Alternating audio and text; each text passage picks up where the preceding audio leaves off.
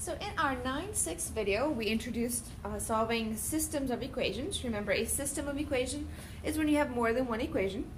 In this case, we have two equations again. So last time we were solving by graphing. I mentioned that there were 3 different ways that we could solve systems. So in this lesson, we will be solving systems of equations algebraically using the substitution method. So substitution, we've been doing substitution all year, but typically we just substitute in one number. When we do systems of equations, you might be substituting in an entire expression instead of just a number. So your first step for solving a system by the substitution method is to solve one of the equation for one of the variables. So if we check out our first equation here, or our first example, we have y equals x plus 2 and y equals 5. So in this case, they're both solved for y. Since we're solving and trying to get where our x and y would be the same for both equations, that y has to have the same value. So therefore, we can take the other side and set them equal. So if y equals x plus 2 and y equals 5, then 5 has to equal x plus 2. Now we only have one variable, so we can draw a line, solve just like normal. So we get 3 equals x. So there's your x value. Remember, we want a y value. But if we go back to the top, we already know that y equals 5. And just to double check, we substitute back into the first equation.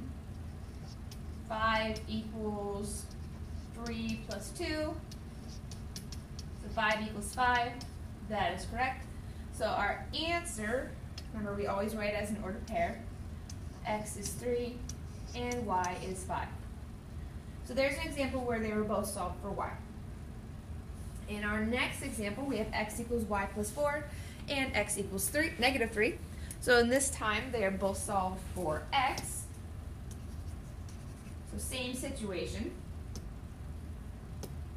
We take the other side. They both equal x.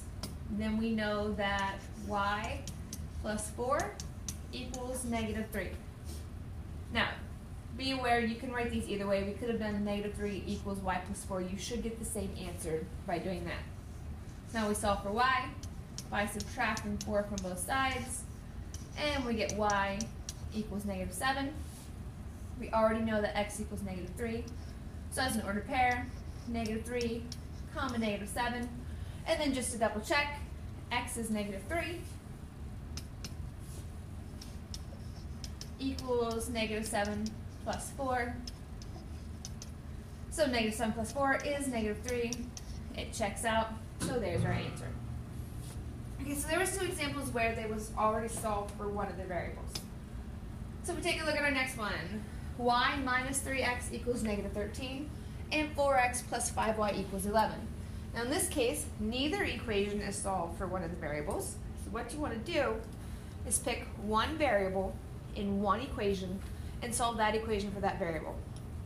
Now you could pick your y, you could pick your 3x, your 4x, or your 5y, but you want to be smart about it and kind of think about which one would be easiest to solve for.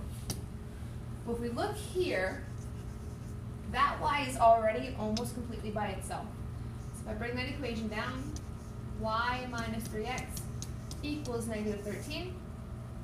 In order to solve for y, I need to move the negative 3 by adding 3x to both sides. So y equals, remember these do not combine, they're not like terms. So 3x minus 13. So this is what I was talking about before, where you might be substituting an expression. So if I know that y equals 3x minus 13, then we want to go to our other equation and substitute that in for this y. So if I have 4x plus 5y equals 11, then we are going to replace this y with this expression. So nothing happens to 4x yet. So 4x plus 5 times 3x minus 13 equals 11. Again, see how? We know that y equals 3x minus 13, so we are substituting that expression in that y. So if I do a little highlighting here, y is 3x minus 13. Now it just becomes about simplifying. So we want to do our distribution. 4x plus 15x minus 65 equals 11. I see I have like terms. So 4x plus 15x gives us 19x minus 65 equals 1. Oops, 11. Missed a 1 there. So we add 65 to both sides.